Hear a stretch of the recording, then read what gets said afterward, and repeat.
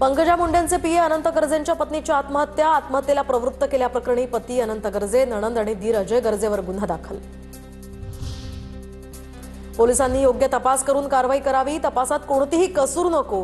Pankaja मुंडेंची press note काढत भूमिका, तर गौरी गर्जे आत्महत्या प्रकरणात पंकजा मुंडेंच्या कार्यालयातही प्रेस नोट जारी। गौरी गर्जेंच्या आत्महत्येची प्राथमिक माहिती आली, या संदर्भात सविस्तर माहिती माझ्याकडे आली नाही, पण पोलिसांनी पूर्ण ब्रीफिंग केल्यानंतर बोलतो। मुख्यमंत्री फडणवीसांची या प्रकरणावर प्रतिक्रिया। बघा, अजून माझ्याकडे या संदर्भातलं पूर्ण ब्रीफिंग आलेलं नाही। मला फक्त प्राथमिक माहिती त्याची मिळालेली आहे। एकदा पोलिसांनी पूर्ण ब्रीफिंग केल्यावरच या संदर्भात बोलता येईल।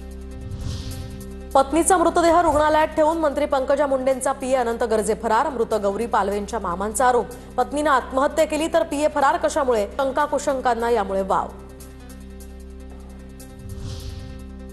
तर घटना घडली तेव्हा मी घरी नव्हतो, अनंत गर्जेंचं स्पष्टीकरण। घरी पोहोचलो तेव्हा दरवाजे आतून बंद होते।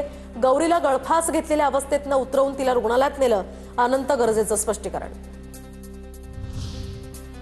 अनंत गर्जे जिथून आपल्या फ्लॅटमध्ये गेले तिथली दृश्य ही आता समोर। 29व्या मजल्यावरील रिफ्युजी एरियातनं ते घरात शिरले असा त्यांचा दावा। आत्महत्या नसून ही हत्या, अनंत गर्जेंवर गौरीच्या कुटुंबियांचा आरोप। दरम्यान गेल्या काही महिन्यांपासून गौरी आणि अनंत यांच्यामध्ये वाद सुरू होते। गौरीच्या कुटुंबाचा आरोप, महाराष्ट्रात डोकं सुन्न करणाऱ्या घटना घडतायत। गौरी गर्जे आत्महत्या प्रकरणाची योग्य चौकशी व्हावी, अंजली दमानी यांची मागणी। 9 महिन्यात ते म्हणे बऱ्याच वेळा तिला मारल्याच्या खुणा चेहऱ्यावर दिसायच्या, म्हणजे तिला मारहाणी नेहमी होत होती। हे जेव्हा कळतं तेव्हा दुःख होतं।